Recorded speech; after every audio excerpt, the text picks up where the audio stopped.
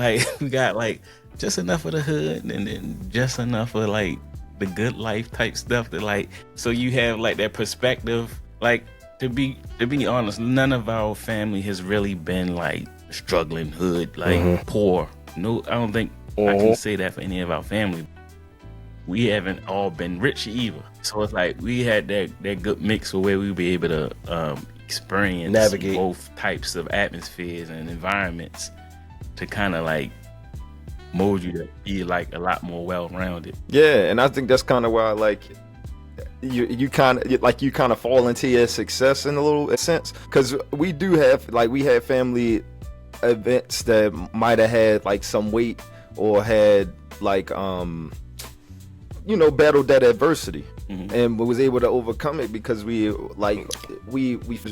as a family just kind of figured a lot of stuff out, Yeah, and it's you do, like it comes in waves, you know what I'm saying? Like you never really ever hit rock bottom, but this level, whether it's your relationships or money, might not be up to par with something else you have going on, and it kind of just comes in waves, you know what I mean? Yeah, but then it's a two-way street too, because then you gotta also think about our kids. Like you gotta think about my kids and Ella's kids and Phil, if you ever have kids. They not look at their circle, right?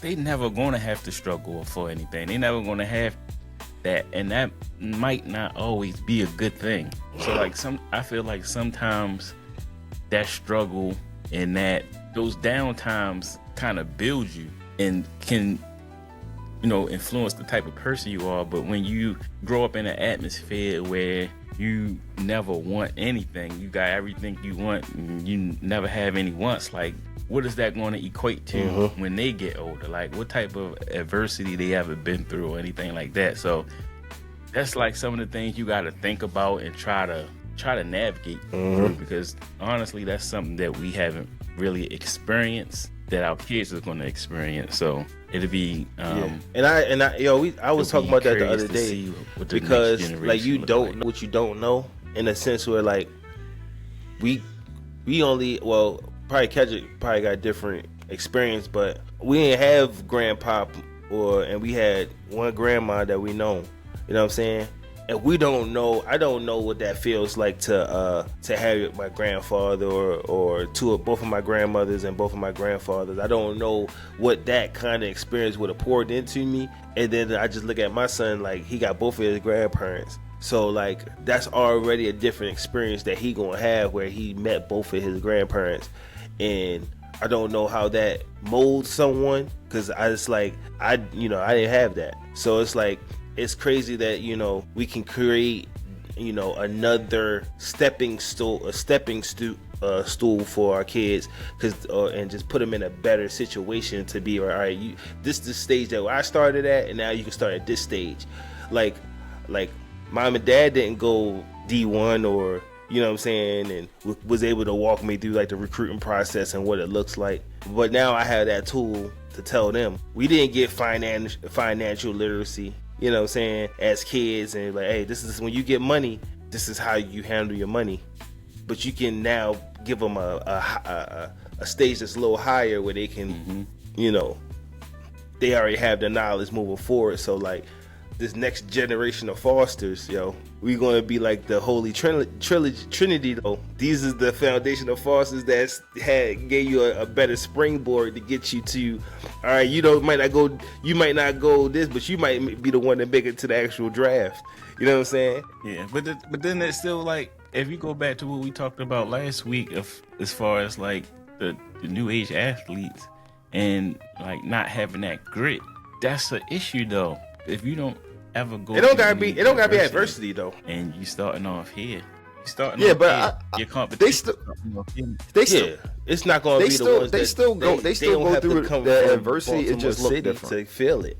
You know what I'm saying? They might, but you could also expose them to other things too. Like just as simple as turf. Like we played on concrete half our life, so it's like it could be simple as just exposing them to turf, or like. So it's like I could easily be like, yo, when we was playing, bro, we was playing tackle in the street, or we was playing throw up tackle, and that's just like the skill set that we had at the time, or what we was exposed to.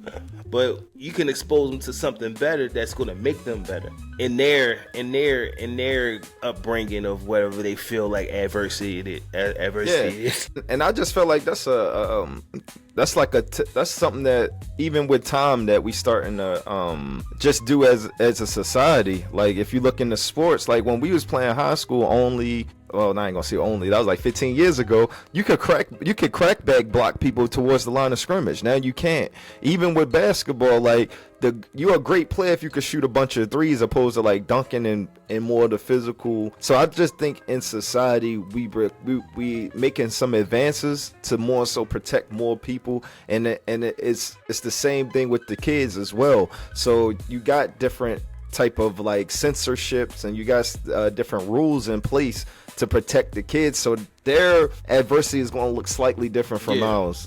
We're gonna have I ain't gonna say unfortunately, but it's like you don't know how it's going to take toll. That's the interesting thing. Yeah, because it's funny how quickly things change. Just for example, like just think about like sports and high school sports. Like I didn't graduate that far ahead of y'all. And if you go back to my high school career, I can't find not one picture, not one video, nothing of me playing high school sports.